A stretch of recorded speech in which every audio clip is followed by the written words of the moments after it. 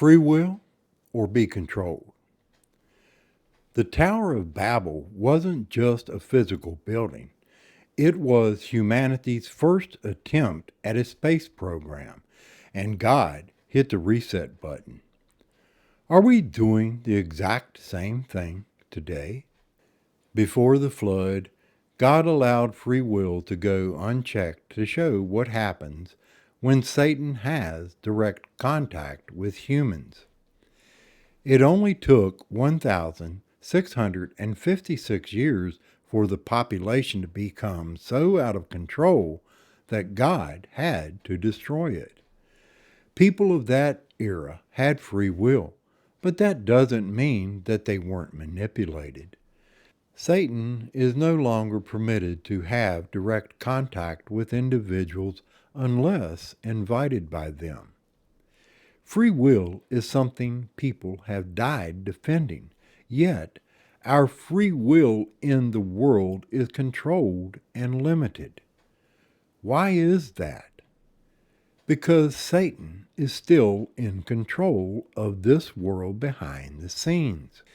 We know this from a past example of a man named Job, when God told Satan this in Job 1:12. The Lord said to Satan, "All right, do whatever you want with anything that he has, but don't hurt Job himself." This shows that Satan is allowed to control everything except our free will in our choices. Jesus died defending his free will to serve God unselfishly, while Satan selfishly used his free will and all his earthly resources to try and stop him. It is no different today. Satan has spent thousands of years building this world system to control and manipulate people. It began when the sons of Noah repopulated the earth. If you're interested in learning where some of the nations that still exist today got their start, search the Table of Nations on Google. Of course, Satan stays behind the scenes. Notice that before the flood, he didn't abandon his position by taking a form that would allow him to have sex with earth women. He wanted something else: power. He knows how to gain control through experience with Eve.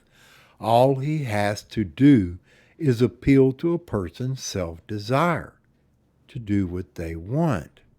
To confirm that God has restricted Satan's access to the general population, I ask AI this question: did the deities of ancient cultures speak to the leaders of the country where the general population lived? Yes, ancient cultures firmly believed their deities communicated with humanity. However, this communication was rarely a two-way chat. Deities typically issued commands to leaders to legitimize their rule, while the general population received the divine will through professional mediators, omens, or official oracles. All the nations or kingdoms mentioned in the Table of Nations believe in creator gods who descended from the stars and imparted knowledge to humans. They did, but it was the wrong kind of knowledge. Satan used these leaders to gather all nations on earth after the flood to rebel against God by trying to become gods themselves.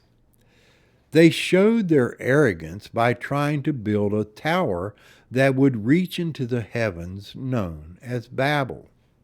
As we research what happened at the Tower of Babel, I will point out the similarities between then and now. Starting with Genesis 11:1. Now the whole world had one language and one common speech. Some say it took humanity 180 to 300 years before the civilization of that era decided to do this: Genesis 11:4. Then they said, "Come, let us build ourselves a city and a tower that reaches to the heavens, so that we may make a name for ourselves. Otherwise, we will be scattered over the face of the whole earth." The Bible says that their arrogance caught God's attention, as found in Genesis 11:5-7. Then the Lord came down to look over the city and the tower that the humans were building. The Lord said, "If they have begun to do this as one people, all having the same language, then nothing they plan to do will be impossible for them. Come, let's go down there and confuse their language so that they will not understand one another's speech." Let's examine the similarities between then and now. Let's start with humanity now having the ability to communicate with people of all nationalities using nothing more than our phones. All nations are aware of one another in our time, and government leaders communicate regularly. The Tower of Babel is now our journey into space aboard our spaceships. The Bible said that back then, if God didn't interfere, nothing they planned would be beyond their reach. If God felt that way about humanity then, how do you think he feels about humanity today? People were concerned of making a name for themselves back then. Isn't that still true today? They used their free will to try to elevate themselves above God. Isn't that what humanity is doing today? So, free will was used to further the rulers' wants then, and today we have limited control over our free will in what we can do. No matter what country you live in, we are controlled by governments, religions, and our employers. And the amount of money you have dictates our entire lives. The only thing we have free will over is our choices in life. I'll give you a brief insight into my life to help explain what I mean. I have touched on my childhood in my introduction to understanding God, but here's the effect it had on me.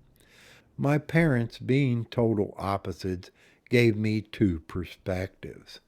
I can best describe it as a coin standing on its edge, balancing between two worlds, one of self-love and the other of unselfish love. Some will say that what I'm about to share with you is a matter of chance. They are free to believe as they wish.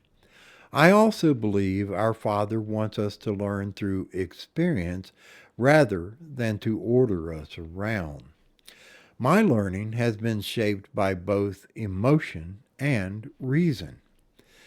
My first memory implanted on my consciousness is of me sitting on the floor in a diaper playing with all my toys. I recall my mother walking toward me carrying another baby. She set the child on the floor facing me and gave him half of my toys. As she walked away, I pulled all my toys back to me. She turned, saw what I had done, then returned and divided the toys again. Once again, when she walked away, I pulled all the toys to my side. When she turned and saw that I had repeated the same action, she returned and this time gave the other child all my toys. Bent over, she looked me in the eyes and she said sternly, "How does it feel?" I didn't like how it felt at all. So I let the other child play with all my toys while I watched. This was my first lesson from God, as found in Luke 31. Do the good things for other people that you would want them to do for you. I see that event as a turning point in my life when I could have gone a different direction and taken all my toys back. But I thank God and my mother that I didn't. Even at that young age, I had the free will to do as I chose. I chose to give rather than receive.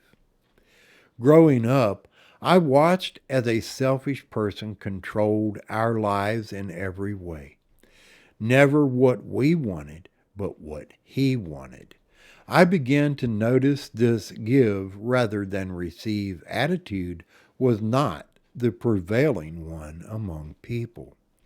Moving around so much made me the new kid in school, which put me in a position of an outsider, often picked on and sometimes even bullied by not only students, but also the staff. The older I got, the more I understood that free will had nothing to do with the spirit of helping others. It was used to control others and benefit oneself in a physical way or to make oneself feel superior. That doesn't mean I haven't hurt others through some of my selfish actions, but I have never gone out of my way to intentionally harm anyone. I have also learned that when I try to help others, most view it as a sign of weakness. I have tried to help others my entire life, only to be taken advantage of most of the time. I've learned that the most valuable lessons in life come at a steep price. I suffered from depression for most of my life, unable to understand why we treat one another the way we do. Matthew 5, 3 through 5. Blessed are the poor in spirit, for the kingdom of the heavens is theirs. Blessed are those who mourn, for they will be comforted. Blessed are the humble, for they will inherit the earth. Some will say that mourning and depression are distinct, as our AI friend will note. Depression is not the same as mourning, but the two are closely related. Mourning is a mutual, healthy response to loss that comes and goes in waves. Depression is an ongoing medical state of being that lowers your self-worth. However, mourning can sometimes turn into clinical depression if the sadness does not lift. It says that the two are closely related. I can assure you that in the spirit of those who try to do unselfish things in life, depression and mourning are the same. But Jesus said that the poor in spirit, those who mourn, and those who are humble are blessed. Why would people like these be blessed by God? Because they live in a world controlled by selfishness, yet they have not given in to selfish behavior, even though they make mistakes. What does Satan want from us? The same thing he's always wanted, for us to use our free will for ourselves. If he can't prove God a liar by convincing everyone to use free will for their selfish gain, he has no chance of surviving. Once again, the book of Job can help explain why we endure hardship in this world, which is under Satan's control. Job 1, 8 through 10. Then the Lord said to Satan, "You have seen Job, who is my servant. What do you think about him? There is no one on earth that is like him. He is a good and honest man. He is afraid to make me angry. He refuses to do evil things. Satan answered the Lord, "There is a very good reason why Job obeys you. You do not let any bad things happen to him. You keep him and his family and all his things safe. You have given him success in everything that he does." Is that true for us today? 1 Peter 5, 7 through 9. God cares for you, so turn all your worries over to him. Be on your guard and stay awake. Your enemy, the devil, is like a roaring lion, sneaking around to find someone to attack. But you must resist the devil and stay strong in your faith. You know that all over the world the Lord's followers are suffering just as you are. Satan doesn't attack selfish people. He has control over them. Satan attacks people whose faith in God is strong because he wants to break their faith.